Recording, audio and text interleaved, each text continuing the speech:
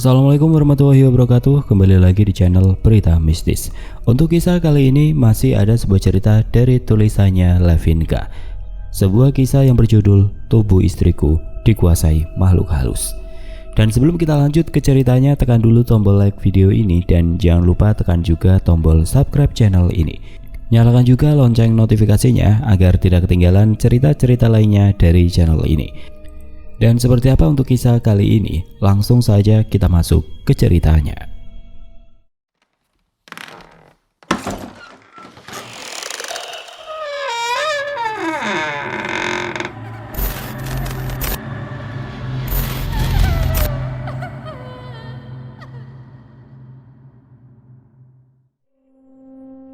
Di sebuah rumah sederhana yang ada di sebuah desa di Kabupaten Jember, hiduplah sepasang suami istri yang bernama Ardi dan Anjani.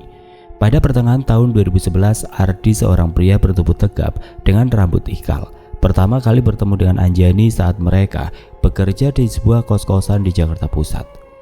Pertemuan intens di antara keduanya pun menumbuhkan benih-benih cinta yang bersemi di hati mereka. Setelah 6 bulan berpacaran, Ardi memutuskan untuk mengunjungi orang tua Anjani di Cianjur demi meminta restu untuk menikahi putri mereka. Tidak lama kemudian mereka pun menikah dan menetap di Jember setelah memutuskan untuk resign dari pekerjaan sebelumnya. Suatu sore di kamar berukuran 3 x 3 meter persegi yang dihiasi meja rias kecil di sudut ruangan, Anjani duduk sambil menyisir rambutnya yang panjang dan hitam. Sambil memandangi bayangan dirinya di cermin, ia lalu berbicara dengan nada manja. "Pih, aku pengen makan bakso tahu nggak?" Ardi yang duduk di atas kursi kayu sambil sibuk membaca sebuah novel horor hanya menjawab singkat tanpa mengalihkan pandangannya dari halaman buku. Aku masih baca, Mi." "Ih, bete ah." Raut wajah Anjani berubah, bibirnya yang mungil memanyun menunjukkan rasa kesal. Baru 2 bulan sejak mereka resmi menjadi suami istri, namun sikap Ardi terasa jauh dari kesan romantis. Tidak seperti yang ia harapkan. Dengan gerakan cepat, Anjani mengempaskan tubuh mungilnya ke atas ranjang, punggungnya membelakangi Ardi dan mendekap guling erat-erat. Ardi melirik istrinya sekilas, tersenyum kecil melihat tingkah Anjani yang menggemaskan, lalu kembali fokus pada novelnya. Waktu berlalu sekitar 30 menit. Dalam keheningan, Ardi masih sibuk dengan bukunya. Sementara Anjani mulai terlelap, dengkuran halus terdengar dari sela-sela bibir mungil perempuan berusia 19 tahun tersebut. Ardi menutup novel bercover hitam dengan tulisan merah pekat itu dan meletakkannya di atas lemari pakaian di samping meja rias.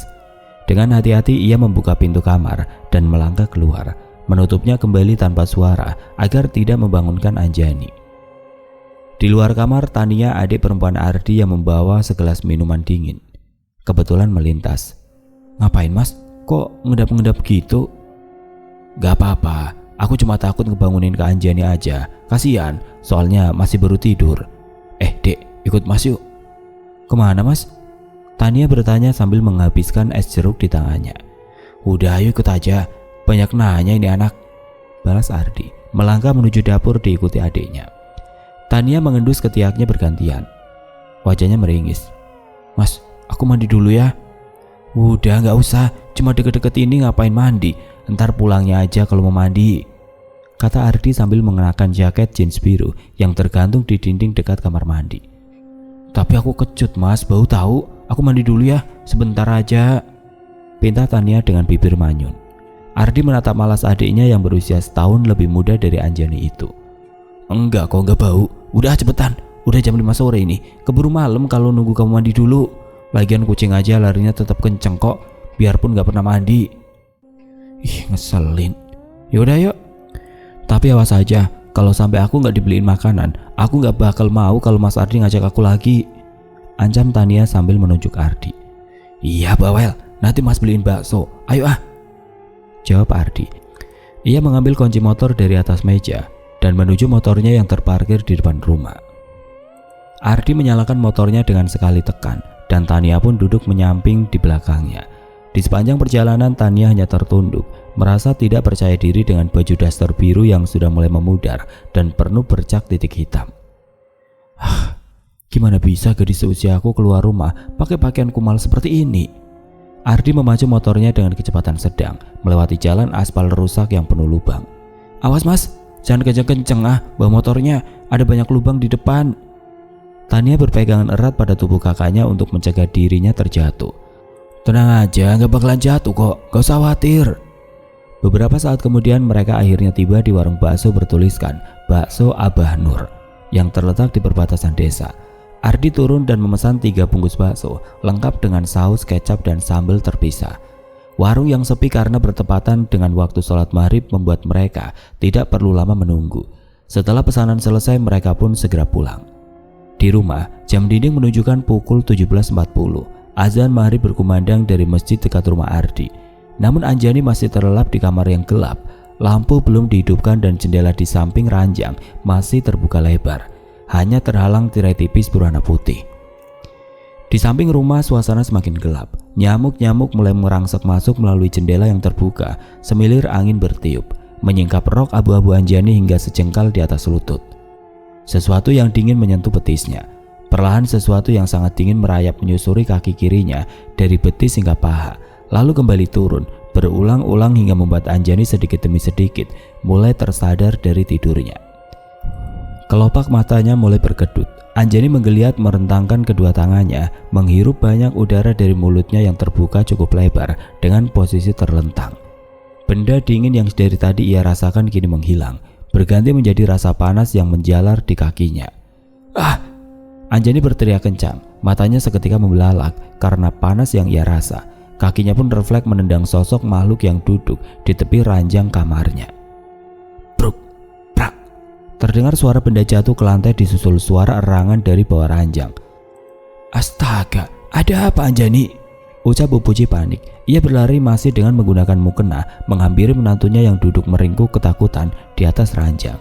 Dibukanya pintu kamar tersebut, Bu Puji pun langsung menyalakan lampu dan berhambur memeluk Anjani yang menangis ketakutan. Saat Bu Puji sedang berusaha menenangkan Anjani, tiba-tiba sesuatu berdiri dari samping ranjang mengejutkan mereka berdua. "Astagfirullahaladzim Ardi, kamu ngagetin mama saja," ujar Bu Puji sambil melemparkan bantal hingga mengenai muka Ardi. "Aduh ini aku mah, kenapa pada kaget sih?" ujar Ardi sambil menggaruk kepalanya yang tidak gatal. Ardi menunduk dan mengambil piring seng, sendok, garpu, dan sebungkus bakso yang terserak di atas lantai. Beruntung bakso di dalam plastik itu tidak berhamburan keluar. "Ih papi, barusan itu yang ngerjain aku itu kamu ya? Ngeselin banget sih. Terus barusan yang kamu tempelin ke kakiku itu apa?" protes Anjani kesal. "Yang dingin itu es, nah yang anget itu bakso. Tapi esnya sudah berantakan, tuh di lantai," jawab Ardi sambil menunjuk gelas yang tergeletak di lantai beserta isinya. "Aduh, ada-ada saja. Ya udah, Ardi, nanti kamu beresin itu tumpahannya. Jangan sampai nunggu semut berkerumun. Mama mau ke dapur dulu." Ardi segera membersihkan tumpahan es yang mengenang di lantai menggunakan tisu, tidak lupa mengepelnya dengan kain pel. "Di mana Tumi baksonya? Kok cuma didiemin aja? Itu sudah ada piringnya juga," ujar Ardi sambil duduk di samping istrinya. "Nggak mau ah." "Ya ampun, kamu marah karena aku isengin tadi. Maaf deh." "Bukan itu, pokoknya aku nggak mau makan bakso itu," ujar Anjani sedikit merengek. "Loh, ini bakso Abah Nur loh, bakso favorit kamu," ujar Ardi sambil menuangkan bakso tersebut ke dalam mangkok. "Ya aku nggak mau, pokoknya aku nggak mau makan baksonya." Anjani beringsut naik ke ranjang. Jari lentiknya menarik kasar selimut tebal berwarna coklat menutupi tubuhnya dari ujung kaki hingga ujung kepala. Mulai lagi ngambeknya. "Nah, terus ini bakso, siapa yang mau makan?" "Terserah," jawab Anjani dari balik selimut.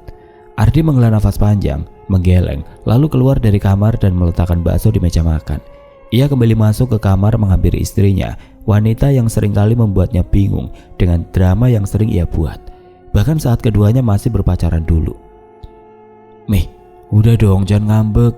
Ya udah, gimana kalau kita makan di luar saja?" rayu Ardi sambil mengusap-ngusap betis istrinya.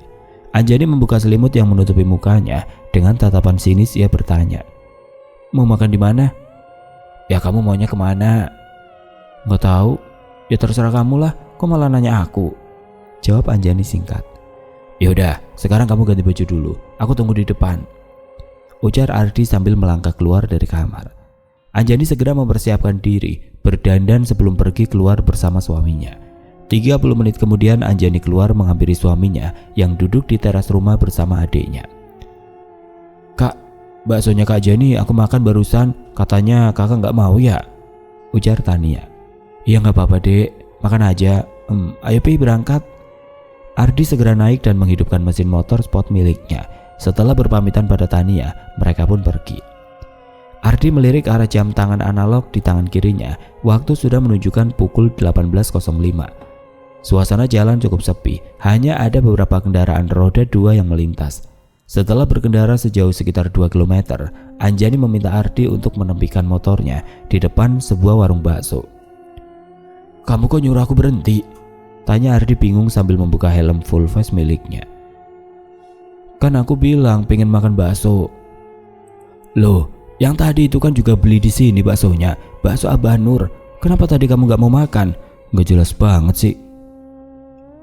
"Gak pengertian banget sih. Udah, kalau gitu kita pulang aja," jawab Anjani kesal sambil hendak memakai helmnya kembali.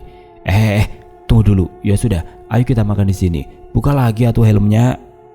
Ardi menggeleng pelan menghadapi tingkah istrinya yang kelewat manja. Mereka masuk ke dalam warung, lalu memesan 2 porsi bakso dan 2 gelas es jeruk. Setelah selesai menuruti keinginan istrinya, Ardi membayar dan meninggalkan warung bakso tersebut. "Ya sudah, kita mau kemana sekarang?" tanya Ardi pada istrinya. "Aku mau jalan-jalan." "Oh, ya udah. Jalan-jalan kemana?" "Ya jalan-jalan kemana aja terserah." Anjani memberi jawaban yang justru menimbulkan pertanyaan di pikiran Ardi sendiri. Ardi menghela nafas panjang dan mengembuskannya dengan keras melalui mulutnya. Ia tidak habis pikir dengan tingkah istrinya yang seringkali membuatnya kebingungan. Ia segera menghidupkan motornya, lalu memacu kendaraannya tanpa bertanya dan memberitahu akan kemana. Beberapa jam kemudian, tanpa terasa waktu sudah menunjukkan pukul 21.25. Setelah keduanya puas menghabiskan waktu dengan berkeliling kota sambil mencicipi jajanan di beberapa pedagang kaki lima di sepanjang jalan, mereka pun memutuskan untuk pulang ke rumah. Jalanan yang mulai sepi membuat Ardi lebih percaya diri untuk memacu kendaraannya dengan kecepatan tinggi. Kali ini, Ardi memilih jalan yang berbeda dengan jalan yang ia lewati saat berangkat tadi. Ia memilih jalan alternatif dengan pertimbangan jarak yang lebih dekat. Meskipun ia tahu jikalau jalan yang ia lewati kali ini cukup sepi karena harus melewati area persawahan yang cukup luas tanpa adanya rumah di kanan kirinya. Sekitar 1 kilometer sebelum sampai di sebuah desa yang padat penduduk, Ardi dan Anjani melintasi sebuah area pemakaman umum yang terdapat di sisi kiri jalan. Mengingat pesan dari orang tuanya, Ardi membunyikan klakson sebanyak 3 kali disertai mengucapkan salam sesaat sebelum melintasi area pemakaman tersebut. Anjani yang melihat apa yang dilakukan suaminya itu pun kebingungan, sebab sepanjang mata memandang tidak ada kendaraan lain ataupun orang yang akan menyeberang di depan pada waktu itu. "Kamu ngelaksonin siapa, Pi? Kok pakai ngucap salam juga?" tanya Anjani sambil memperhatikan kondisi di sekitar. "Oh, kata orang tua dulu, kalau lewat wilayah pemakaman itu kita harus permisi dengan cara ngucapin salam dan ngebunyiin klakson 3 kali. Ayah wah, mana teh? Orang udah pada mati ini, mana mungkin denger klakson dan dikasih salam?" celetuk Anjani asal-asalan. 2 detik setelah Anjani mengucapkan kalimat tersebut, di pantulan spion Ardi melihat dengan jelas sesosok berbaju putih melesat dari dalam sebuah makam dan terbang mengejar mereka berdua. "Hah, kamu sih?" pekik Ardi sambil menepak lutut kiri istrinya. "Ih, apaan sih, sakit tahu?" "Kamu tahu nggak apa yang ada di belakang kita sekarang, ah?" protes Ardi sedikit membentak. "Di belakang? Emang ada apa?" Anjani menoleh ke belakang, namun ia tidak melihat apapun selain sebuah mobil hitam yang masih sangat jauh di belakang. "Itu ada yang keluar dari makam, sekarang terbang ngikutin kita gara-gara kamu itu ngomong asal-asalan." "Jangan bercanda, nggak lucu," ucap Anjani tidak percaya. "Kamu pikir aku bercanda? Aku nggak bohong, hantu itu terbang ngejar kita." "Pi, aku takut, ayo cepet Pi, kebut." Anjani memeluk erat suaminya tersebut sambil memejamkan kelopak matanya rapat-rapat. Jantungnya berdegup kencang, kaki dan tangannya menggemetar. Nafasnya memburu, seketika ia pun menyesali perkataan yang sudah terlontar dari mulutnya tersebut. Meskipun Anjani tidak bisa melihat makhluk tersebut, namun ia tahu kalau suaminya itu memiliki mata batin yang kuat. Jadi ia yakin bahwa yang dikatakan suaminya itu benar adanya. Ardi yang menyadari ketakutan istrinya pun langsung memuntir handle gas di tangan kanannya hingga mentok. Sekilas ia melirik ke arah speedometer, jarum menunjukkan kecepatan 115 km per jam. Ia pun melirik ke arah spion, berharap sosok tersebut berhenti mengikuti. Mengingat jarak yang ia tempuh dari makam tersebut sudah berkisar sekitar 2 km. Namun ia terkejut karena dari pantulan spion, makhluk berbaju putih tersebut bukannya menjauh, justru semakin mendekat dengan mudahnya. "Mi, dia ngejar kita. Dia terbang lebih cepat dari motor ini. Ngebut juga percuma. Kalau gini, bisa-bisa dia ikutin kita sampai rumah," ujar Ardi gugup yang membuat ketakutan Anjani semakin menjadi-jadi. "Pi, maaf Pi, maaf. Ini terus gimana? Aku takut," ucap Anjani sembari menangis. Pelukannya semakin erat membuat nafas Ardi terasa sesak. "Gak ada cara lain, aku harus berhenti. Aku harus minta maaf." Ardi seketika melambatkan laju kendaraannya meskipun istrinya menggeleng berulang kali, menolak untuk berhenti karena ia takut jika sosok tersebut mencelakai mereka. Ardi menepikan motornya di atas rerumputan di sisi kiri jalan. "Lepas dulu aku mau turun," ujar Ardi pada istrinya yang masih memeluknya kencang, menyulitkan dia yang akan turun dari motor. Mereka berdua turun hampir bersamaan. Ardi pun segera menghadap ke belakang ke arah makhluk yang mengejarnya sejauh 3 km tersebut. Anjani yang ketakutan meringkuk berlindung di balik punggung suaminya. Dengan mengumpulkan keberanian, Ardi menatap ke arah sesosok perempuan berambut panjang dengan pakaian putih panjang tersebut. Samar-samar ia melihat muka pucat sosok tersebut. Ia melayang-layang di udara, kakinya berjarak sekitar 3 meter dari tanah. "Assalamualaikum, saya minta maaf. Saya minta maaf kalau istri saya sudah mengucap kata yang tidak sopan. Istri saya bukan asli orang sini dan dia nggak tahu dengan adat istiadat di daerah sini. Jadi saya mohon maaf sekali lagi. Tolong jangan ikuti saya." Mendengar ucapan dari Ardi, sosok tersebut menatap tajam ke arah Ardi. Ia tersenyum menampakkan barisan gigi yang menghitam. Perlahan sosok tersebut berbalik, terbang menembus pepohonan lalu menghilang begitu saja. "Alhamdulillahirrabbilalamin." "Udah Mi, kamu tenang aja, hantunya udah pergi," ucap Ardi sambil merangkul pundak istrinya. "Ya udah, ayo naik, kita pulang sekarang. Mama pasti sudah nungguin di rumah." Anjani mengangguk dan menyusul naik ke atas motor. Di sepanjang perjalanan, Anjani yang biasanya cukup banyak bicara, kini lebih banyak diam. Dirinya masih sangat syok dengan kejadian yang baru saja mereka alami. Ia berjanji pada suaminya tersebut bahwa kedepannya ia akan lebih menjaga perkataannya, terlebih saat melewati tempat yang wingit seperti kuburan dan tempat-tempat angker lainnya. Hari demi hari berlalu, sedikit demi sedikit Anjani sudah mampu mengikis rasa traumanya atas kejadian tersebut. Sore itu Anjani sedang sibuk mencuci piring kotor, sedangkan Tania dan Bu Puji sedang memasak untuk hidangan malam nanti. "Dunia, ini tolong kamu taruh di meja makan ya. Nanti kalau masmu sudah pulang kerja, nanti kita makan bareng-bareng," titah Bu Puji pada anak bungsunya tersebut. "Iya mah." Tania pun segera memindahkan semua masakan tersebut ke atas meja makan. "Mah, sudah beres semua kan?" tanya Tania pada ibunya tersebut. Sudah beres semua. Kamu sama Kak Anjani kalau mau mandi saja dulu, nanti mama belakangan," ujar Bu Puji sambil membereskan beberapa alat masak yang masih berantakan. "Iya mah, bentar lagi. Kak Jani, sudah beres belum cuci piringnya?" "Udah Dek, udah beres semua," jawab Anjani sambil mengibas-ngibaskan tangannya yang basah. Ikut aku yuk Kak," ajak Tania tanpa menjelaskan tujuannya. "Kemana Dek? Aku belum mandi loh." "Udah ayo ikut aja." Tania menarik tangan Anjani dan menggandengnya tanpa menunggu persetujuan. Sejak Anjani menikah dengan Ardi, Tania sering mengajak Anjani kemanapun ia pergi. Mereka sering berjalan berdua kemana saja, entah itu pergi ke toko swalayan ataupun sekedar berjalan-jalan di sore hari sambil menikmati pemandangan di area persawahan. Mereka berdua sangatlah akrab, bagaikan sepasang sahabat. Hari-hari dipenuhi canda dan tawa.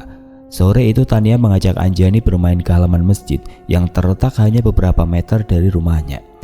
"Kak, bantuin dong, pintunya keras," pinta Tania sambil berusaha menggeser pintu besi yang cukup berat. Tangan mungilnya tidak cukup kuat untuk mendorongnya sendirian.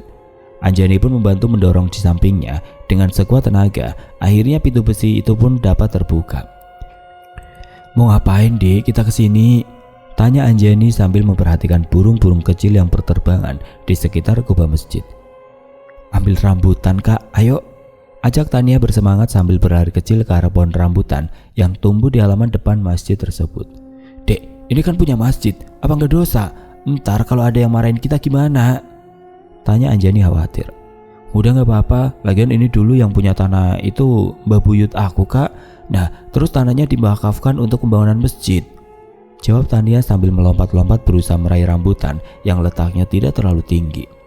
Mereka berdua pun berlompatan meraih rambutan yang buahnya cukup lebat tersebut. Setelah cukup puas memanen rambutan, Tania pun mengajak Anjani ke halaman belakang masjid untuk melihat buah pepaya. Barangkali ada pepaya yang matang dan bisa mereka bawa pulang. Dek, di belakang masjid kan ada kuburan loh. Apa kita nggak pulang saja? Udah hampir maghrib ini. Usul Anjani dengan rasa was-was. Udah bentaran aja kok. Jawab Tania sambil berlalu meninggalkan Anjani berjalan di belakangnya. Anjani berjalan di belakang Tania sambil mengunyah rambutan di mulutnya. Sesampainya di halaman belakang masjid, Anjani melepehkan biji rambutan miliknya dan tanpa sengaja, biji rambutan tersebut justru jatuh ke atas salah satu makam di situ. Astaga Kak, kok dibuang di situ? Itu kuburan loh. Protes Tania yang kaget melihat apa yang dilakukan kakak iparnya tersebut. Aduh Dek, gimana ini, aku nggak sengaja. Jawab Anjani panik sambil menutup mulut dengan tangan kirinya. Ya udah, moga aja nggak apa-apa. Ayo kita pulang. Pepayanya nggak ada yang matang. Tania menarik Anjani dengan segera meninggalkan tempat tersebut. Beberapa saat kemudian, jam dinding yang bagian kerangkanya terbuat dari kayu di ruang tamu menunjukkan pukul 8 malam. Deru kendaraan bermotor terdengar di depan rumah Bu Puji. Assalamualaikum. Ardi mengucap salam sambil menutup kembali pintu depan rumahnya. Waalaikumsalam. Kok sampai malam le pulangnya? Ibu, Tania sama istrimu dari tadi nungguin lo mau makan bareng.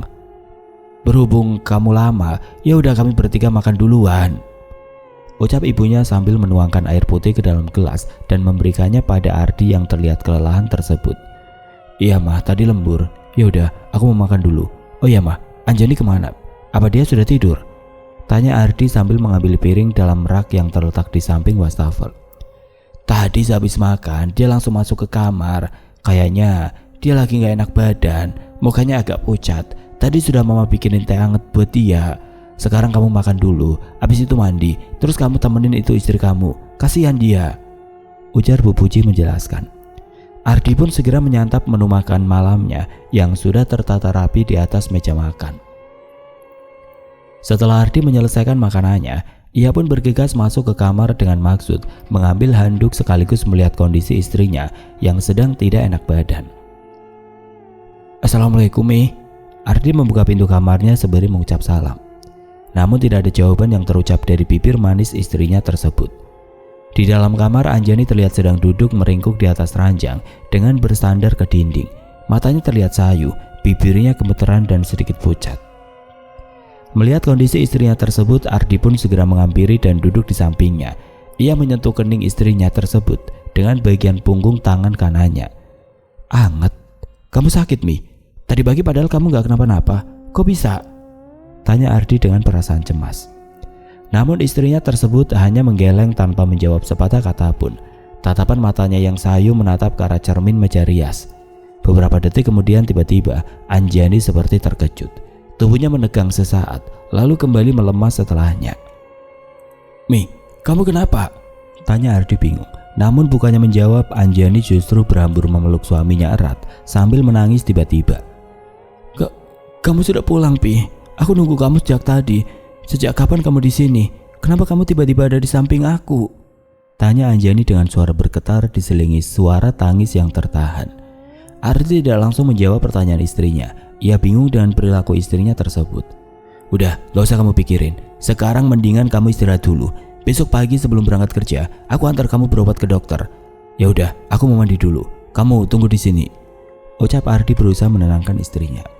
Ardi pun beranjak dari tempat tidurnya. Ia langkahkan kaki hendak mengambil handuk yang tergantung di belakang pintu kamar. Namun baru saja selangkah ia jejakkan kakinya ke lantai, tiba-tiba Anjani menahan tangan kanan suaminya tersebut.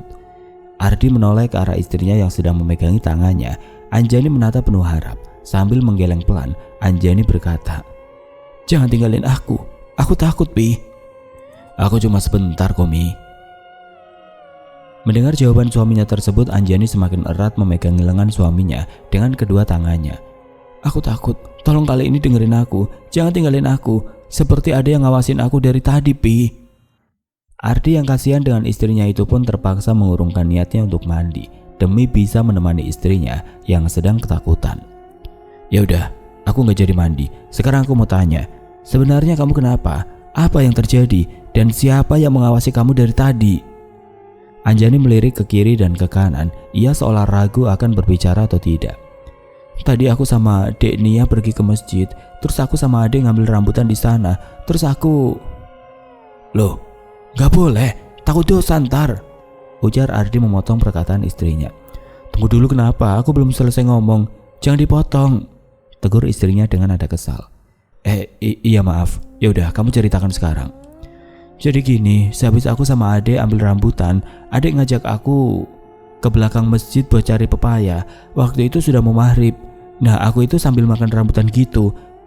Begitu sampai sana, aku lepain tuh bijinya.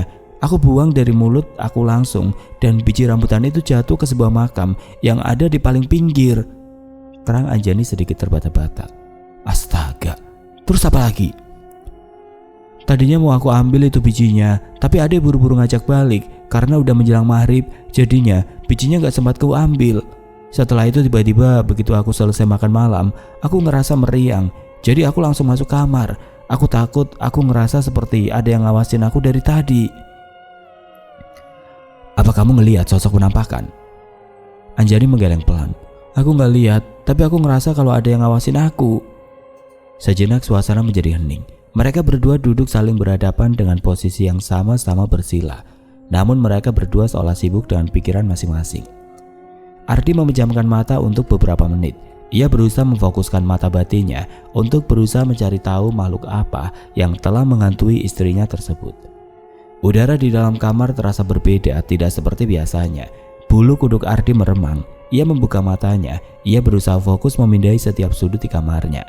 Namun, anehnya, kali ini ia tidak mampu melihat keberadaan makhluk astral apapun yang ada di sekitarnya.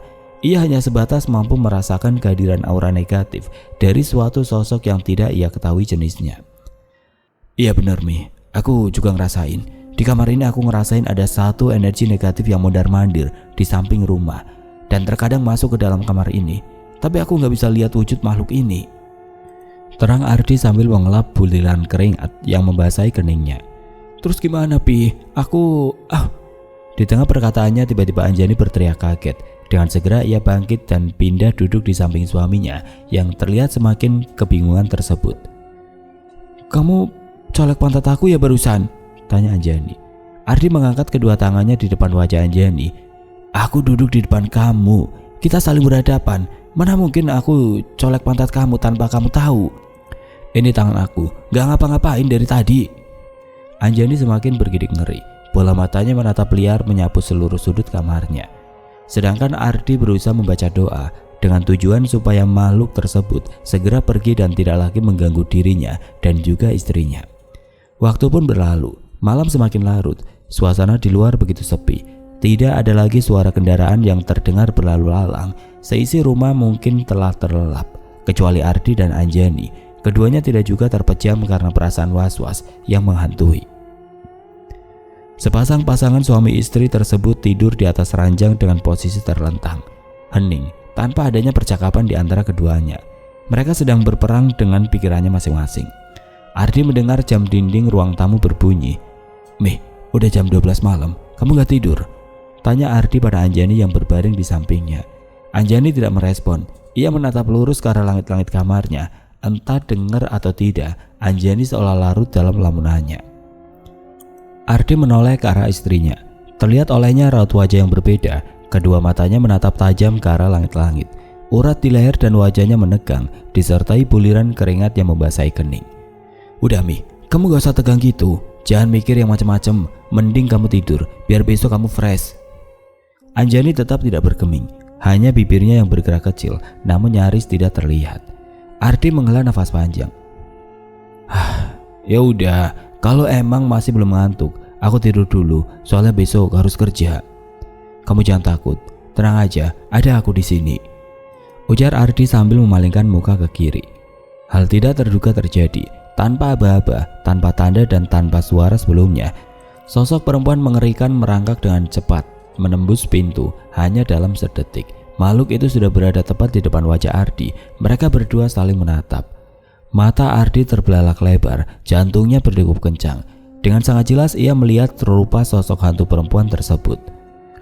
Sosok itu memiliki wajah yang sangat lonjong, kulitnya abu-abu busuk bagaikan mayat dan dipenuhi bercak darah berwarna merah kehitam-hitaman.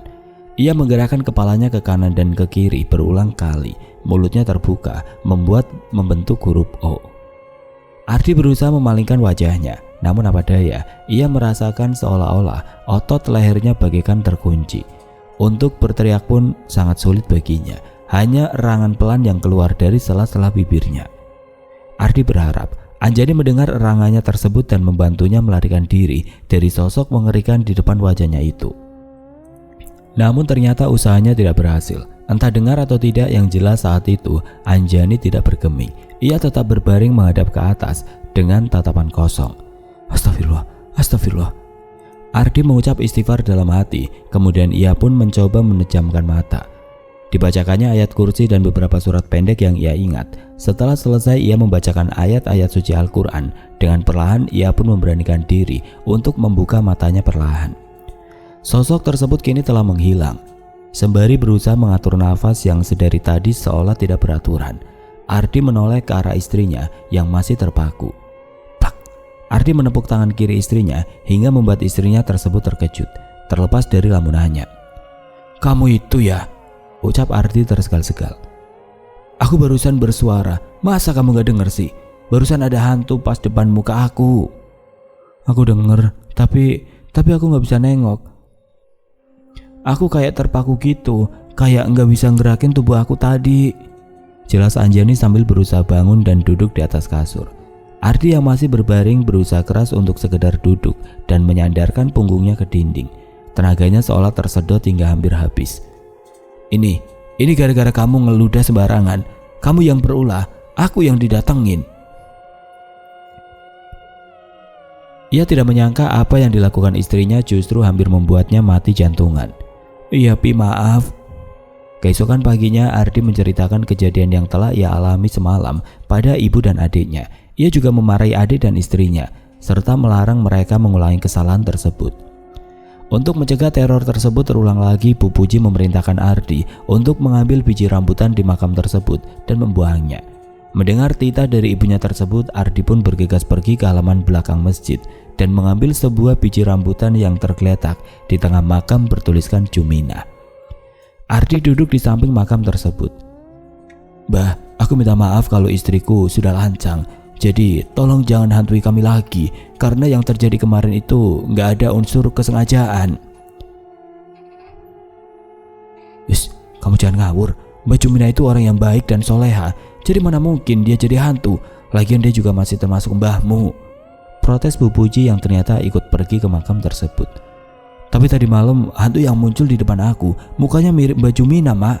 Cuma mukanya lebih lonjong dan serem. Itu bukan Mbah Jum, itu jin. Entah jin korin atau jin apa. Yang jelas itu bukan arwahnya Mbah Jum, terang Bu Puji. Ya sudah, ayo pulang. Mereka berdua pun pergi meninggalkan makam tersebut dan pulang ke rumah. Sesampainya di rumah karena sudah hampir terlambat, Ardi langsung bersiap-siap untuk berangkat kerja. Bu Puji menyuruh anaknya tersebut untuk sarapan terlebih dahulu.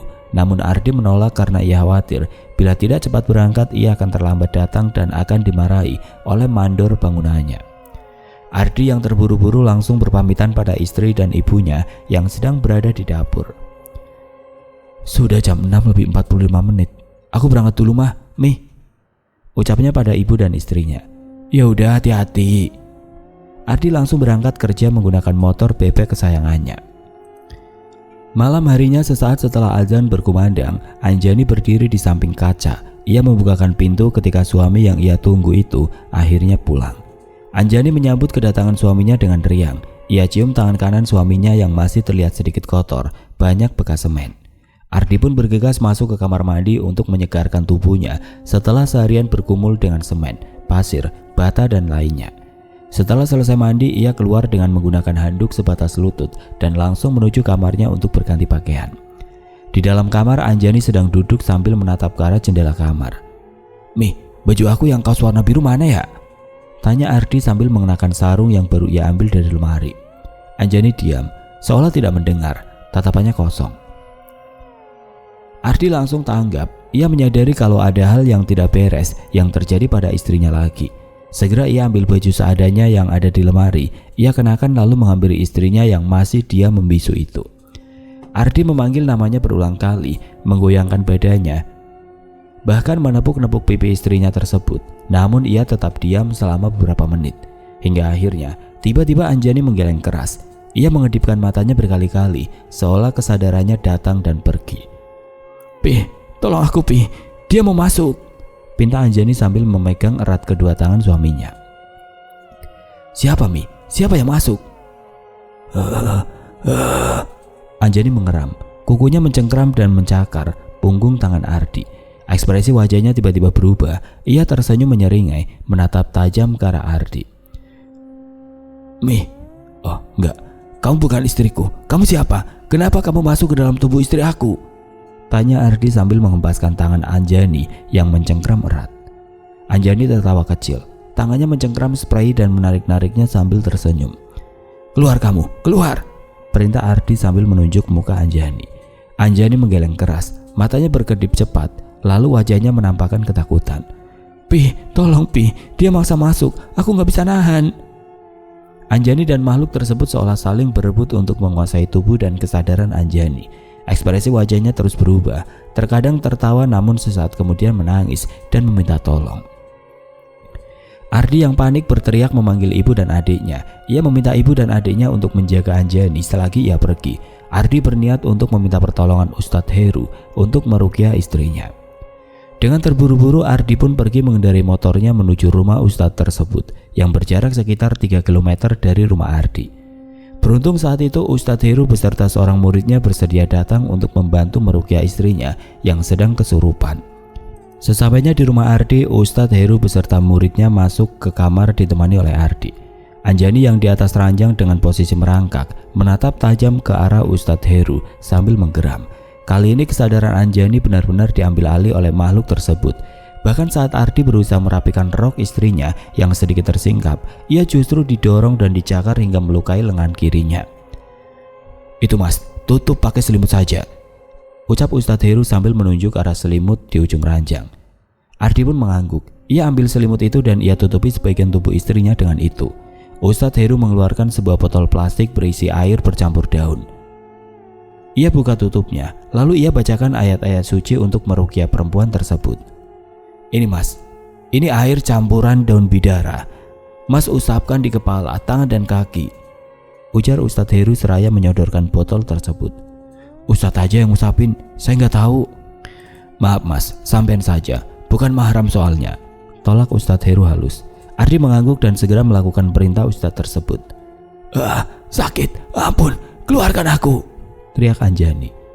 "Kamu bisa masuk, tapi nggak bisa keluar sendiri. Cepat keluar sebelum aku bacakan ayat yang bisa membakarmu." Jangan siram dulu, air itu panas. Kasih kesempatan aku keluar, kasih kesempatan, aku mohon," ucap Anjani memohon. "Baik, kalau begitu," jawab Ustadz Heru sambil memberi isyarat pada Ardi untuk berhenti mengusapkan air bidara tersebut.